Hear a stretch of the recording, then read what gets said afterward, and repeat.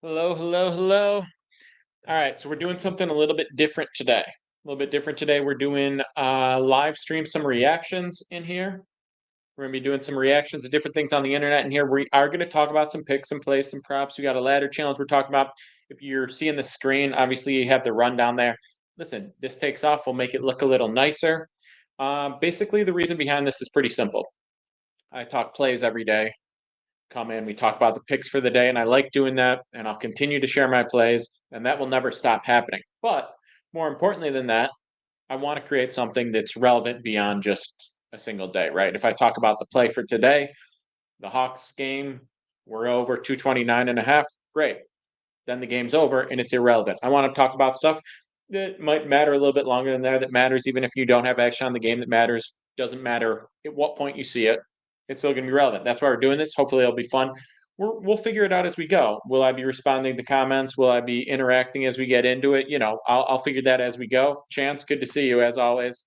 So yeah, this is what we have on the agenda. We're going to go through. We're going to go through that today. I'm going to leave it open again. This may change. This may get very different. This is very iterative, but I want to bring something fun to you guys. And the more we have a little consistency around it, and the more I figure out the plan, the more I'll let you know on that. But I'll be doing this live, Twitter, Twitch, YouTube, Kick, all that. You can see my screen. You can go through these reactions with me. Shout out to everyone who is joining from the side of me on TikTok. That's where I'm going to be sharing everything though on the main channels where I can actually show my screen. Without further ado, and this is the segment I'm most excited to bring to you guys. This is called Who Do We Hate Today? It's a chance for me to really just be who I am in my deepest, in my most sincere self is a massive hater. I'm online for work. I'm online a lot. I have to be. I can't help but scroll. I can't help but see what people are saying. And I really am I'm more drawn to the stuff that bothers me. I'm more drawn to the stuff that pisses me off than I am the stuff that I really respect and enjoy. I can't help it. I can't help but just go down the rabbit hole of the stuff that I hate. Shout out to everyone running up the likes on TikTok, tuning in here. And one of those people that I really deeply, from the bottom of my soul, cannot stand is RG3. This has nothing to do with him as a football player, or even as a human being on like a deep level. But I just genuinely think he's one of the corniest people on TV right now. He's also one of the fakest. He puts out one take one day, and then he puts out another take the opposite the other day. He does. He. Here's the thing. I put out clickbait content. I 100% own to that. I put out clickbait content. I get views. I get paid off views. It's fun to me. It's funny to spread some silly nonsense. I get a kick out of that. I legitimately do, and I'm going to keep doing that, no matter how many accounts get deleted. But that's what I do for a living. RG3 made tens of millions of dollars. He has seven-figure jobs in sports media. When I see it from him, from Emmanuel Acho, those types, engagement farming, it's a sad sight to see. And he does it in the worst way possible. But I'll tell you the moment that I really started to hate RG3. Uh, when he did, some of you will remember this. I really hope you do. I made a video about it. It was kind of a popular video of his at the time. But the Broncos were struggling with Russ Wilson. I think it was 2 years ago when he first really started to struggle. Uh, and there was the whole Broncos Nation Let's Ride meme of Russell Wilson going around, and RG3 goes, Broncos Nation, let's cry. And no one heard him do that. No one noticed, no one paid attention. And he waited, he got the opportunity, and he like leaned into the camera and like made a big deal of it. And he goes, Broncos Nation, let's cry. He was so hyped up to say that. He thought it was going to be a banger. He thought it was going to be like the funniest thing. He thought that was what was going to make him popular. People were going to be putting it all over the internet. Get it? Get it? I rhymed ride with cry because it's really sad because they're doing so badly. God, I hate him. I hate him and I hate his face. And honestly, I'm glad he's out of the NFL. I'm glad he's out of the NFL. And then the other day, there was a clip of him like taking one to the house. Exactly, Jack Brown said Duval type beat. That is a fact. It is that level of cringe. To be a like respected QB in the NFL and to be cringe is like almost impossible. I mean, I think about Russell Wilson when he was cringe for the whole Broncos Nation Let's Ride thing to begin with. That was almost impressive. That was almost impressive that he could be that cringe. And then to steal it from him and be more cringe, it's just embarrassing. It's one thing to have bad takes. It's one thing to be openly like trying to have bad takes to engagement farm and to get reactions and to clickbait and rage bait and all that. But to really think that the stuff you're saying is funny and clever and insightful and it to be that off is terrible. So That's one of the many reasons why I can't stand him. But we're going to go through his Twitter a little bit today. This is a recent tweet from RG3. There are two types of people: those who pray, he says it like pray, and those who pray, Prey.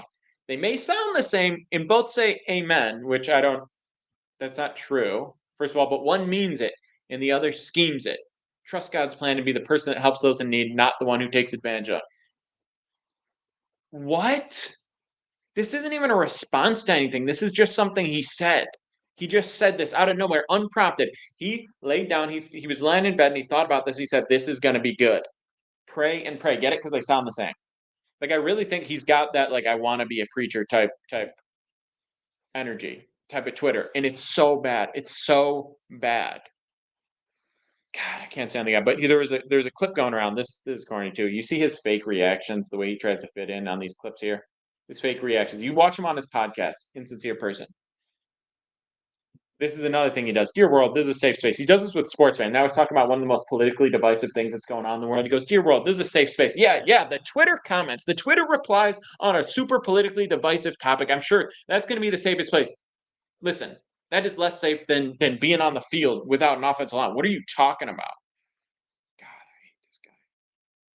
I really do. I really dislike RG3.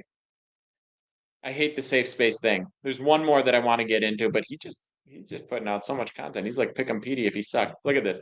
Whoever wrote the NFL script to end the 2012 season should drop their phone on their face while laying in bed every night for the rest of their life. This is like a 10-year-old meme of something you're upset about. I hope you lay in bed and you drop your phone on your face. Oh, the NFL script writers get it. I'm saying the thing that everyone's. Oh, all right. We're gonna move on. We're gonna move on, but only because we have to. RG3, I hate you. I hate your content. I hate your facial expressions when you talk. I hate the way you talk about one quarterback being the best QB in the NFL after they win, and then the next week you say the person that they beat. Maybe it's over for them. Maybe the window's closed. Maybe they're not good, and then the next week you completely switch up, trying to be relevant every single day since you left the NFL. That was the last time people cared. Can't stand you. When you got fired from ESPN, it's probably because you're bad at your job. All right, on to the next. We're gonna switch it up real quick in between segments. I'm gonna talk a little bit about the plays. Shout out to the comments on the TikTok right now. So what we're doing right now, live show, Kick, Twitter, YouTube, Twitch. I am gonna talk about plays a little bit here. I'm a little bit less dialed in on the comments as we go through this because I'm presenting some stuff. So if you wanted to pick a PD on everything for anyone who wants to tune on, again, Twitter, Twitch, YouTube, Kick, all of that. But we are sharing some plays. One of the things I'm doing right now is I'm doing a ladder challenge. I have a Telegram. It's in my links. You'll see it on the screen. Anyone can get it. Telegram, totally free. We're doing a ladder challenge in there. The play that I'm doing today, there has been some line movement, so it's not the exact same. But the play that I'm doing today is over 229.5. That's what we got at right now. You're not seeing good lines at 229.5. Shop around. I would play it up to 230. I got this at 225.5 on Rebet initially. So it shows the importance of line shopping, but we're taking the over in the Hawks Heat game. The Hawks games have been super high totals lately. They've been putting up crazy numbers, and it's based on consistent stuff. Good to see you all in the Twitter or in the TikTok comments. By the way, I know I'm usually not on this account. I will be for this show, so I appreciate you guys tuning in. But it's the return of Pick'em Petey for the daily plays. But we are on the over in the Hawks Heat game. If you can get it at 230 or better, I still like it. Like I said, got 225 last night on Rebet, unbelievable value. But yeah, the Hawks have been putting up crazy numbers, not just they're offensively, but they're giving up a ton of points. They're rushing, they're getting up out as many possessions as possible. Yes, Trae Young has been going crazy lately, and we don't expect him to put up another 38-point game necessarily, but we're still going to see a lot of possessions, and that's the name of the game. When you're looking at totals, you want to talk about volume, opportunities to score, possessions in a game. That's what's going to be most important. And this is how it gets done. So we don't have to rely on someone shooting unbelievably. We don't have to rely on a hot streak or some nonsense like that. We're just relying on a team to continue with the style of play that they've been riding with. And I like the over in the spot. I know the Heat are a little bit on the lower end, but they're a worse team than the Hawks. They're probably going to have to lean into the Hawks style of play. Hawks are home, not a massive factor, but it does weigh in here. Yeah, I like the over in this game. That's day one of the ladder challenge. I gave out a free $25 bet for that in my Telegram as well. So anyone who hops in there, I like it. I like the Hawks in this game if I had to pick a side. But the play for day one of the ladder challenge, is going to be the Hawks over. The Hawks Heat over 229.5. And again, the full slate goes up on SoBet. That's in my links as well. And we're doing this ladder challenge in my free Telegram. All right, on to the next, baby. All right, this is the next segment we're talking about is Patrick Mahomes Sr. John Rocker fight. So the fight got canceled, right?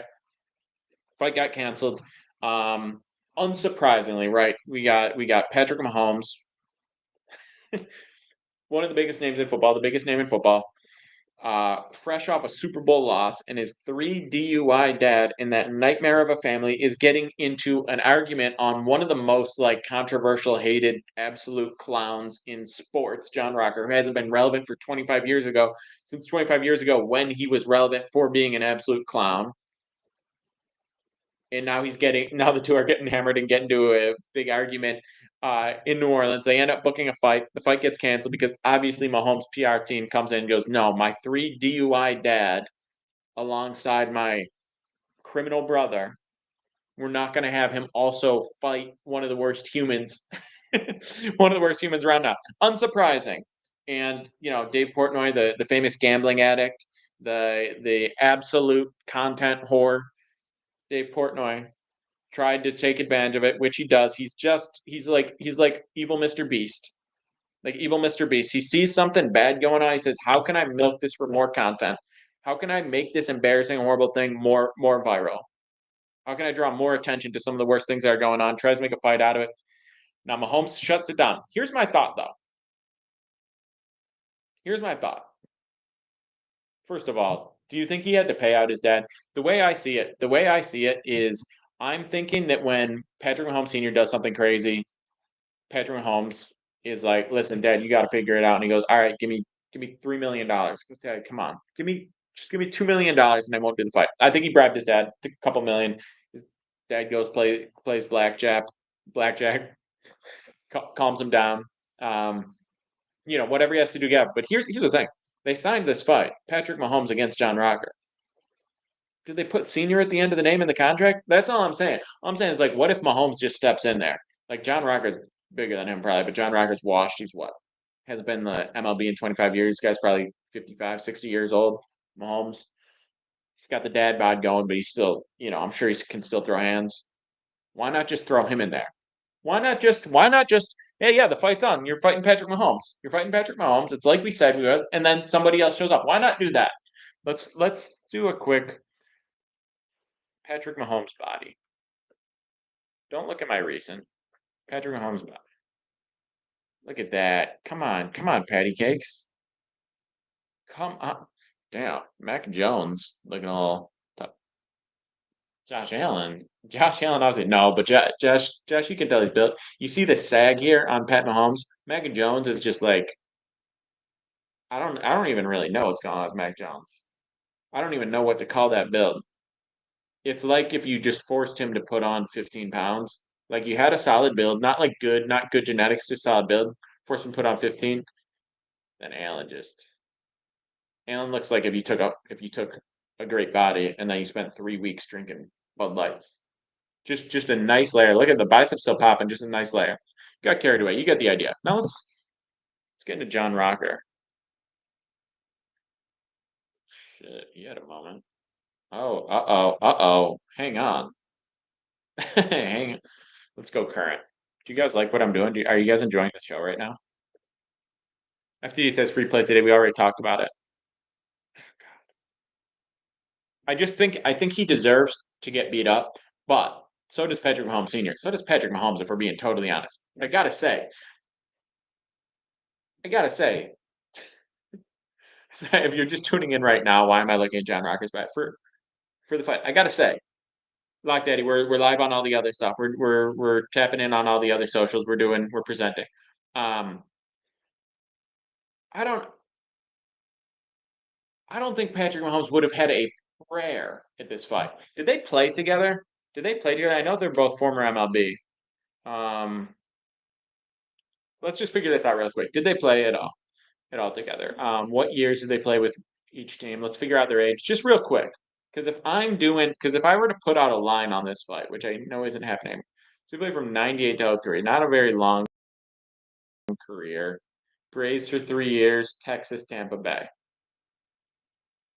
Not terrible numbers, except his final nightmare. Not terrible numbers. Giving up too many hits. 24 innings, he about 5 bombs. Damn, John Rocker getting rocked. At some point, I do remember at some point he was getting shelled. And someone, or he came in for a save and someone ran down and mooned him. That was like his peak fame. And then saying horrible stuff. All right, so he is 50 years old. All right, younger than I would have thought. Patrick Mahomes Sr.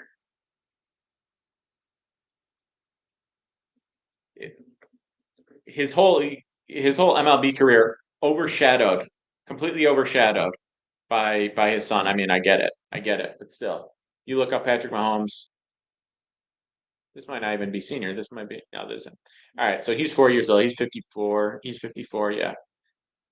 But when did he play? When did he play in the MLB? So they were in the MLB at the same time. They weren't on the same. Wait, 2001. Were they both on Texas in 2001? Guys, we're doing important work right now. I need you to stay locked in with me.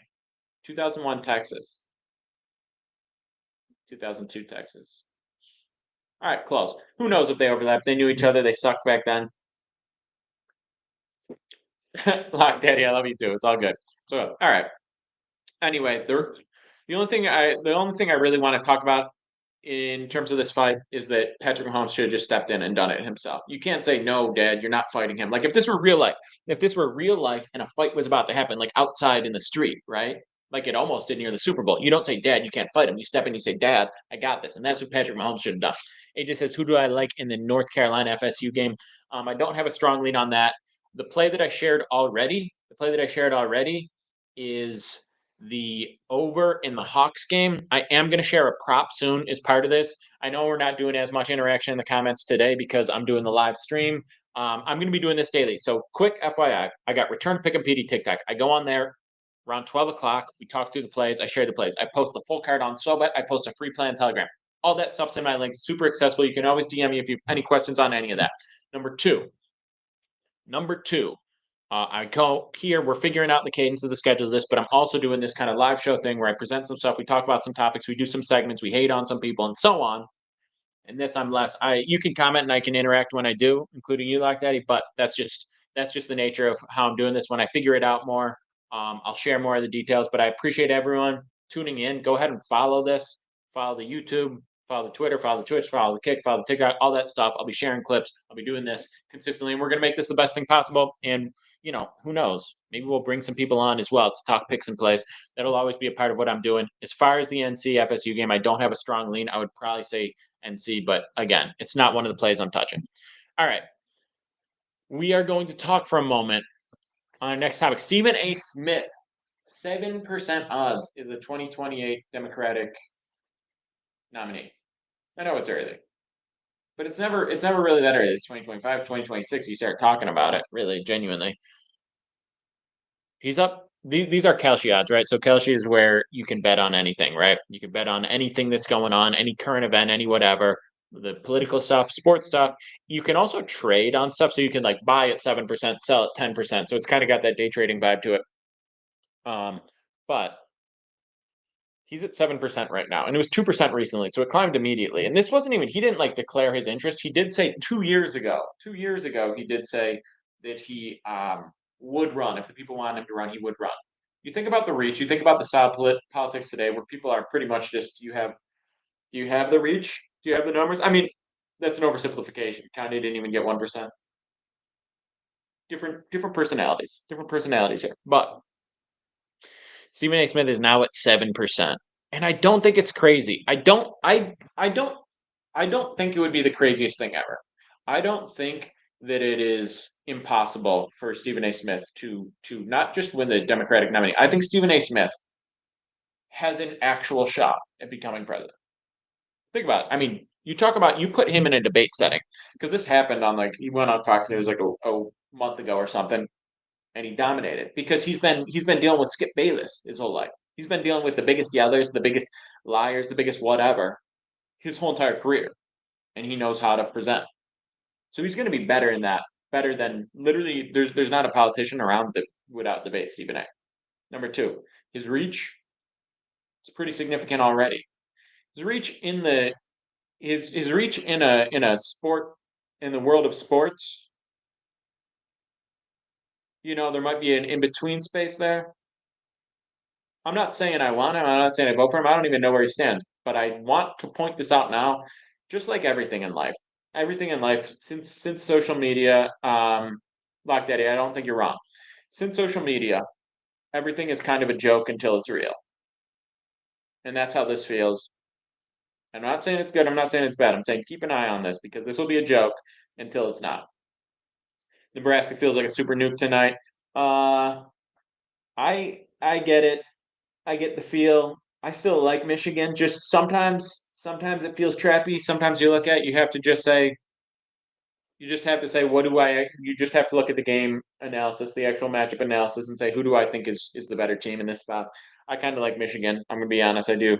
Uh Chance going back with AJ likes UNC. I think everyone will be on FSU, but believe it's getting closer to match and UNC is locked in wins tonight by 10.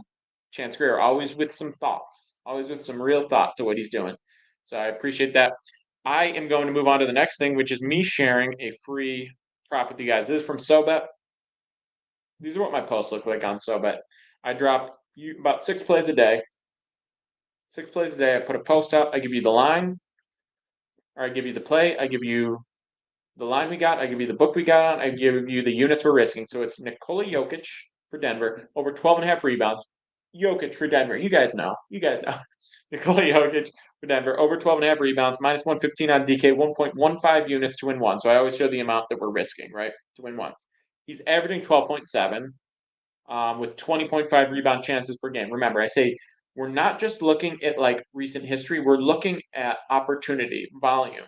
When we're looking at points, we're looking at rebounds, we're looking at over-unders, especially for player props, we're looking at opportunity. Him getting 20.5 rebound chances per game should yield over 12.5. So this is consistent opportunity to pull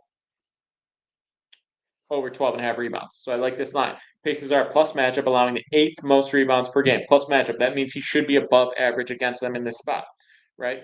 Edey pulled down 11 rebounds in just 22 minutes against them a couple of days ago.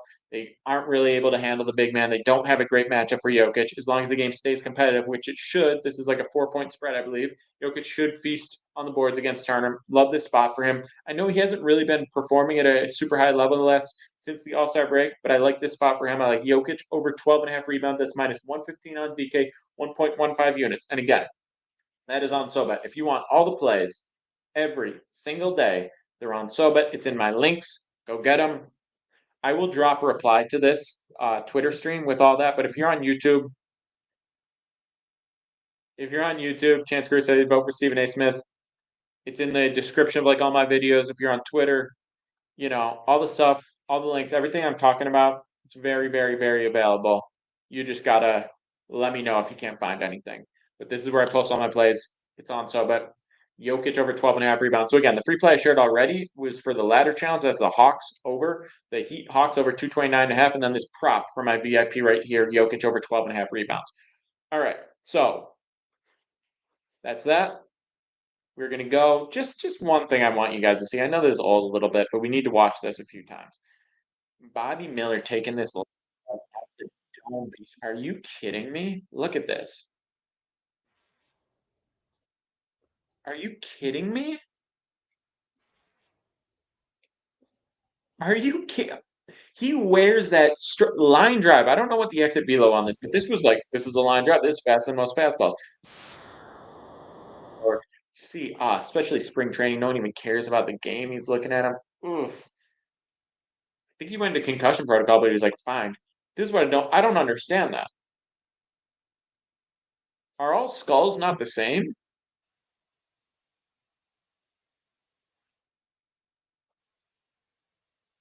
Taking that in spring training too? Because you gotta if you're pitching, the number one thing that takes you from having a good game to a bad game is if you're not finishing your pitches, right? You're not finishing them like 100%. You go 95% and you don't finish. You leave a little something off the fastball. You're a little up in the zone, a little less tight on the breaking stuff, etc. It's always the issue. Pitcher's not guy's best stuff. He's not finishing well. It's kind of tough to finish when you have to pull your head out of sight when you just took a liner off the noggin. I know this isn't the first time this happened. I'm just saying, no disrespect. Hope he gets well. Hope everything's okay. I would be fading Bobby Miller early on in the season. Mentally, this isn't even about will he be fine injury because it's not like a muscular thing. Mentally, I'd be concerned. That's all I'd say. One more time. Oh my God. Anyway, that's it for our show today. We do have the poker player flipping over a table on here, but we don't need to talk about that right now. Guys, I'll be doing this on a consistent basis. Be doing this on a consistent basis. Be sharing topics. And as we get larger on here, you guys want something to be shared? You want me to get into something? You want me to get into topic? I'll do it. This is supposed to be a community thing. I'll be live doing this on Kick, on Twitter, on Twitch, on YouTube. I know we got TikTok in the background. Some of you guys on TikTok saying Petey's back. I appreciate you. I am live every single day on Return of Pick and Petey. I know it's complicated. Got 2 accounts. Stuff gets taken down. But I'm live every single day on Return of Pick and Petey. That's when I talk through the plays, go through everything. Not to ignore people who are asking stuff. A's or Royals, Royals for sure. A's might be a tiny bit better, but Royals could be legit. They've got Royals have some young talent that not just Bobby Witt Jr. But they could be, they're not contenders, but they're a real team. I expect them to be above 500. I'll be dropping MLB futures on SoBet in March, and then I'll also be doing, throughout May. Generally, I put out usually my World Series pick. I do preseason, I do one in May after I can watch people for a little bit, and that's pretty much how I go about it. So to recap, all the plays are on SoBet every single day. Return to Pick and Petey, live stream, talk through the plays every single day. Telegram. You can contact me. You can hit me up. You can talk about topics you want in the show. I drop a free play in there called War on Vegas. It's in the links. Go get it. And we're doing this live show. Maybe it's daily. Maybe it's a few times a week. We're figuring it out. But I want you guys to participate. I want you to be locked in. That's what we're doing. Love all you except for the ones I hate. Share the free plays, everything. What more could you ask for? Cheers.